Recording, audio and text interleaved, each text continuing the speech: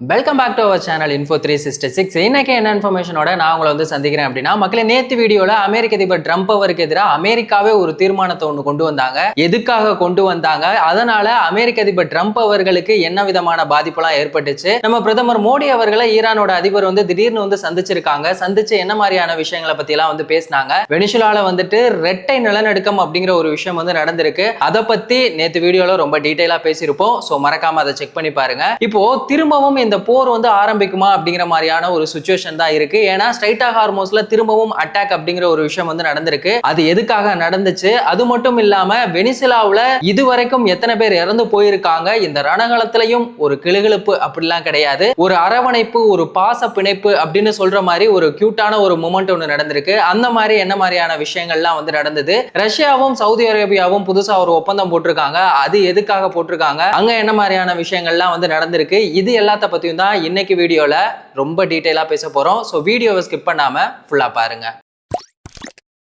America, Israel, Iran இவங்களுக்குள்ள நடந்துகிட்டு இருக்க இந்த வார் இந்த இஸ்லாமாபாத் புரிந்துணர்வு ஒப்பந்தம் அப்படின்னு சொல்லுவாங்க. இந்த அமைதி ஒப்பந்தத்துல டீல் சைன் பண்ணி முடிச்சிட்டாங்க. சரி, ஓகே, அப்போ எல்லாமே முடிஞ்சிருச்சு, இதுக்கப்புறமா போர் நடக்காது அப்படின்னு சொல்லி பார்த்தோம்னா, திரும்பவும் ஸ்ட்ரைட்டா ஹார்மோஸ்ல என்ன பண்ணிருக்காங்கன்னா ஈரான் அட்டாக் பண்ணிருக்காங்க. அது என்ன அப்படிங்கறத கொஞ்சம் டீடைலா பார்ப்போம். சிங்கப்பூர் நாட்டு கொடியோட ஒரு வணிக கப்பல் ஒன்று வந்திருக்கு. அந்த கப்பலை தான் என்ன பண்ணிருக்காங்கன்னா ஈரான் அட்டாக் பண்ணிருக்காங்க. இதுக்கு என்ன காரணம் அப்படின்னு சொல்லி பார்த்தோம்னா, ஈரான் வழக்கமா இந்த கப்பல்லாம் என்ன ஏத்திட்டு போகும்ல, அந்த வழியில தான் போகணும் அப்படின்னு ஈரான் ரொம்பவே ஸ்ட்ரிக்ட்டா சொல்லிட்டாங்க. ஆனா இப்ப என்ன பண்ணிருக்காங்க தெரியுங்களா, மாற்று வழி, ஒரு வேற வழி ஒண்ணு, புதுசா ஒரு ரூட்டை ஒண்ணு கண்டுபிடிச்சு அந்த வழியா போயிருக்காங்க. இதனால ரொம்பவே காண்டான ஈரான் என்ன பண்ணிருக்காங்கன்னா அந்த வணிக கப்பலை அட்டாக் பண்ணிருக்காங்க. இந்த சம்பவம் எங்க நடந்துச்சு அப்படின்னு சொல்லி பார்த்தோம்னா, ஓமனோட துறைமுகத்துல தான் நடந்திருக்கு. சரி, ஓகே, இதனால யாருக்காவது உயிரிழப்பு ஏற்பட்டிருக்கா அப்படின்னு சொல்லி பார்த்தோம்னா, நல்லவேளை அந்த மாதிரி எந்த ஒரு அசம்பாவிதமும் நடக்கல. இருந்தாலும் அந்த கப்பலுக்கு சின்னதா ஒரு டேமேஜ் அப்படிங்கிற மாதிரியான விஷயங்களுமே நடந்திருக்கு. ஈரானோட கடற்படையான IRGC அவங்க சைடுல இருந்து ரொம்பவே ஸ்ட்ரிக்ட்டா ஒரு விஷயம் சொல்லியிருக்காங்க. இதுக்கப்புறமா இந்த மாத்து வழியில எல்லாம் யாருமே போக கூடாது. நாங்க வழக்கமா எந்த வழியில போகணுமோ அந்த வழியில கப்பல்கள் போச்சுன்னா அவங்கள நாங்க அனுமதிப்போம். இந்த மாதிரி தேவையில்லாம ஏதாவது பிரச்சனை பண்ணா இதுக்கப்புறமா தாக்குதல் அப்படிங்கிறது ரொம்பவே அதிகமா இருக்கும் அப்படின்னு சொல்லிட்டு ஈரான் சைடுல இருந்து சொல்லியிருக்காங்க. சோ இது இப்போ அமைதி ஒப்பந்தம் போயிட்டு இருக்கும் போது இந்த மாதிரியான ஒரு விஷயம் நடந்தது. போற அடுத்த கட்டத்துக்கு கொண்டு போகுமோ அப்படிங்கிற மாதிரி ஒரு பதட்டத்தை தான் உருவாக்கி இருக்கு. சோ இதோட அடுத்த கட்டலாம் எப்படி இருக்கும் அப்படிங்கறத நம்ம பொறுத்திருந்து பார்ப்போம். இப்போ என்ன பண்ணிருக்காங்கன்னா, இந்த கச்சா எண்ணெய் அப்படிங்கிறது தான் எல்லாரோட தேவையுமாவே இருக்கு. இப்போ ரஷ்யா கிட்ட இருந்து சவுதி அரேபியா கச்சா எண்ணெய் அதிகமா வாங்கிட்டு இருக்காங்க. சவுதி அரேபியா தான் எல்லாத்துக்குமே கச்சா எண்ணெய் கொடுத்துட்டு இருக்காங்க. எண்ணெய் கிணறோட சுரங்கமே அப்படின்னு சொல்லலாம். அப்படிப்பட்ட சவுதி அரேபியா இப்ப என்ன பண்ணிருக்காங்கன்னா, ரஷ்யா கிட்ட கச்சா எண்ணெய் வாங்கியிருக்காங்க. கடந்த மே மாசத்துல மட்டுமே பார்த்தோம்னா 1.3 மில்லியன் டன் கச்சா எண்ணெயை வாங்கியிருக்காங்க. இன்னொரு முக்கியமான ஒரு விஷயம், 2 மில்லியன் பேரல் இருந்தது, இன்னைக்கு 7 மில்லியன் பேரல் அப்படிங்கிற அளவுக்கு இன்க்ரீஸ் ஆயிருக்கு. இதனால ரஷ்யாவுக்கு மட்டும் கிடையாது, சவுதி அரேபியாவுக்குமே பயங்கரமான ஒரு லாபம் அப்படிங்கிற மாதிரியான விஷயங்கள் தான் போயிட்டு இருக்கு.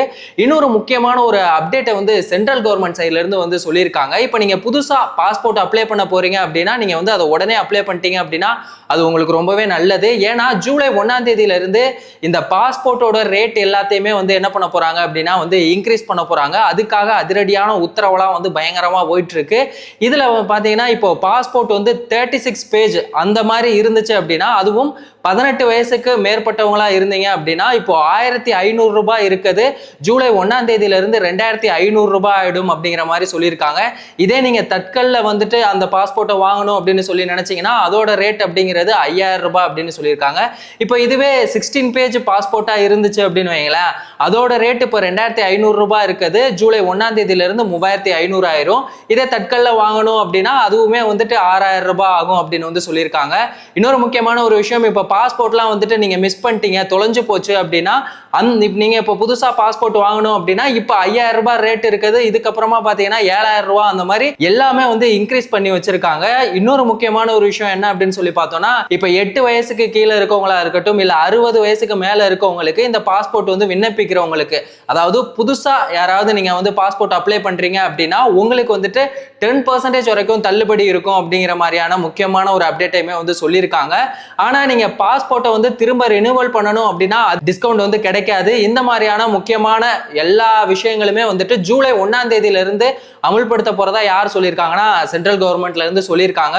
ஸோ நீங்க பாஸ்போர்ட்டை இப்போ புதுசா அப்ளை பண்ண போறீங்க அப்படின்னா ஜூலை 1ஆம் தேதிக்குள்ளேயே நீங்க அப்ளை பண்ணிட்டீங்க அப்படின்னா பழைய ரேட்லயே வாங்கிக்கலாம். இல்லை அப்படின்னா பாஸ்போர்ட்டோட ரேட் எல்லாமே வந்துட்டு ரொம்பவே இன்க்ரீஸ் ஆக போகுது. ஸோ அது என்ன அப்படிங்கிறத பார்த்து நீங்க முந்தி எவ்வளவு சீக்கிரமா பண்றீங்களோ அது வந்து உங்களுக்கு ரொம்பவே யூஸ்ஃபுல்லா இருக்கும். இன்னொரு பக்கம் வெனிசுலால இந்த நிலநடுக்கம் அப்படிங்கிற ஒரு கொடூரமான ஒரு சம்பவம் ஒன்று நடந்திருக்கு. அதை பத்தி நம்ம நேத்து ரொம்பவே டீட்டெயிலா பேசியிருப்போம். இப்போ அபிஷியலா வந்துட்டு 300க்கும் மேற்பட்டவர்கள் வந்து இறந்து போயிருக்கதா ஒரு திடுக்கிடும் தகவலை சொல்லியிருக்காங்க. இன்னொரு பக்கம் 700 பேருக்கும் மேல வந்துட்டு படுகாயம் அடைஞ்சிருக்காங்க. இந்த மாதிரியான விஷயங்கள் வந்துட்டு வெனிசுலால தொடர்ந்து நடந்துகிட்டே இருக்கு. இதுல ஒரு கியூட்டான மூமெண்ட் ஒன்று நடந்திருக்கு அப்படின்னு தான் வந்து சொல்லணும். பொதுவா இப்போ நம்ம இன்ஸ்டாகிராம் ஓபன் பண்ணா அப்படின்னாலே வந்து ட்ரூ லவ் அப்படின்னு சொல்லிட்டு ரீல்ஸ் எல்லாம் வந்து பண்ணுவாங்க. அதை பார்க்கும்போது என்ன மாதிரிடா லவ், இப்படிலாம் லவ் இருக்குமா அப்படின்னு சொல்லிட்டு நம்ம நினைச்சு ஃபீல் பண்ணுவோம். அதுவும் நம்ம இப்போ யாராவது லவ் பண்றோம் அப்படின்னா அவங்களோட அந்த நம்ம ரீல்ஸ் பார்க்குறோம்ல அதோட கம்பேர் பண்ணி நம்மளோட ரொம்பவே டிப்ரெஸ் ஆகும். ஆனா நம்ம ஒரே ஒரு விஷயத்த மட்டும் புரிஞ்சுக்கணும், அது வந்துட்டு ரியல் கிடையாது, அது வந்து ரீல். இன்னொரு பக்கம் இந்த லவ் பண்றேன் அப்படிங்கிற பேர்ல பொண்ணு வந்து பையனை ஏமாத்துறது, பையன் பொண்ணை ஏமாத்துறது, இன்னொரு பக்கம் கல்யாணம் ஆனதுக்கு அப்புறமுமே இல்லீகலா அஃபேர் வச்சுட்டு அவங்கள கொலை பண்றது, இந்த மாதிரியான விஷயங்கள் வந்துட்டு தொடர்ந்து நடந்துகிட்டே இருக்கு. அப்போ ட்ரூ லவ் அப்படின்னா என்ன அப்படின்னு சொல்லி கேட்டோம்னா இந்த காமம் எல்லாம் கடந்த பிறகு இந்த காதல், அன்பு, அரவணைப்பு இது எல்லாமே இருக்கிற ஒரு விஷயம் தான் வந்துட்டு ட்ரூ லவ் அப்படின்னு சொல்லுவாங்க. அது பாத்தீங்கன்னா 60 வயசுக்கு மேலதான் வந்துட்டு நடக்கும். அந்த மாதிரியான ஒரு கியூட்டான மூமெண்ட் தான் வந்துட்டு வெனிசுலால, அதுவும் அந்த நிலநடுக்கம் ஏற்பட்ட அந்த சமயத்துல வந்து நடந்திருக்கு. 60 வயசான ஒரு தாத்தா பாட்டி 2 பேரும் என்ன பண்ணியிருக்காங்கன்னா ஒரு அடுக்குமாடி குடியிருப்புல வந்து இருந்திருக்காங்க. இந்த நிலநடுக்கம் வந்தோட அந்த பாட்டி வந்துட்டு ரொம்பவே பயந்துட்டாங்க. அவங்க வந்து கத்தி கூச்சலிட்டாங்க அப்படின்னு தான் வந்து சொல்லணும். அந்த மாதிரியான சமயத்திலையும் கூட அந்த தாத்தா என்ன பண்ணியிருக்காரு அப்படின்னா அவங்க பாட்டியோட கையை வந்து இறுக்கமா பிடிச்சிட்டு நான் இருக்கேன் அப்படின்னு சொல்லிட்டு தன்னோட உயிரை கூட பெருசா நினைக்காம அந்த சமயத்திலையும் கூட மனைவி தான் தனக்கு முக்கியம் அப்படிங்கிற மாதிரியான ஒரு விஷயத்த வந்து பண்ணாரு. அது சோசியல் மீடியால இப்போ ரொம்பவே வைரலா போயிட்டு இருக்கு. இந்த மாதிரியான விஷயங்களுமே வந்துட்டு இந்த நிலநடுக்கமான அந்த மாதிரியான ஒரு கொடூரமான சம்பவம் நடந்துட்டு இருக்கும் போதும் இந்த மாதிரியான கியூட்டான மூமெண்ட் நடந்திருக்கிறது உண்மையிலேயே ரொம்பவே நல்ல ஒரு விஷயமா இருந்துச்சு. லவ்னா என்ன அப்படிங்கிறத நிறைய பேர் தெரிஞ்சுக்கிறதுக்கே இது வந்து ரொம்பவே யூஸ்ஃபுல்லா இருக்கு. சமூக ஊடகங்கள்லயுமே பாத்தீங்கன்னா இந்த ஒரு வீடியோவை எல்லாருமே வந்துட்டு வைரலா பரப்பிட்டு இருக்காங்க அப்படின்னு தான் வந்து சொல்லணும். இன்னொரு முக்கியமான ஒரு விஷயத்தை பத்தி நம்ம பேசியே ஆகணும். இந்த ஸ்ட்ரைட் ஆஃப் ஹார்மோன்ஸ் இருக்குல்ல, இதுல ஒரு பக்கம் வந்து பிரச்சனைகள் அப்படிங்கிறது இல்லை அப்படின்னு சொன்னாலும் கச்சா எண்ணெயை வந்து அங்க இருந்து யார் வேணா எடுத்துட்டு போகலாம் அப்படிங்கிறது இருக்கு.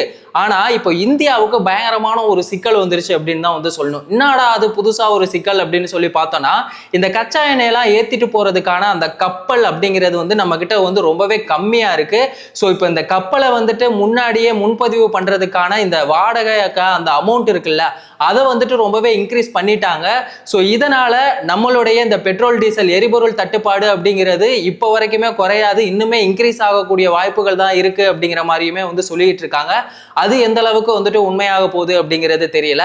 ஸோ வெனிசுலாவில் நடந்த அந்த கியூட்டான அந்த தாத்தா பாட்டி அந்த கியூட்டான மூமெண்ட்டை பத்தி நீங்க என்ன நினைக்கிறீங்க? இந்த அக்ரிமெண்ட் அமைதி ஒப்பந்தம் எல்லாமே போட்டு முடிச்சதுக்கு அப்புறமும் ஈரான் வந்து ஒரு வணிக கப்பலை வந்து அட்டாக் பண்ணியிருக்காங்க. இதனால இந்த போர் வந்து முடியுமா இல்ல திரும்பவும் ஆரம்பமாகிறதுக்கான வாய்ப்பு இருக்கா? பாஸ்போர்ட்டை வந்துட்டு பாஸ்போர்ட் புதுசா நீங்க அப்ளை பண்ண போறீங்க அப்படின்னா அதோட ரேட் எல்லாமே ஜூலை 1ஆம் தேதியில இருந்து சென்ட்ரல் கவர்மெண்ட் இன்க்ரீஸ் பண்ண போறாங்க.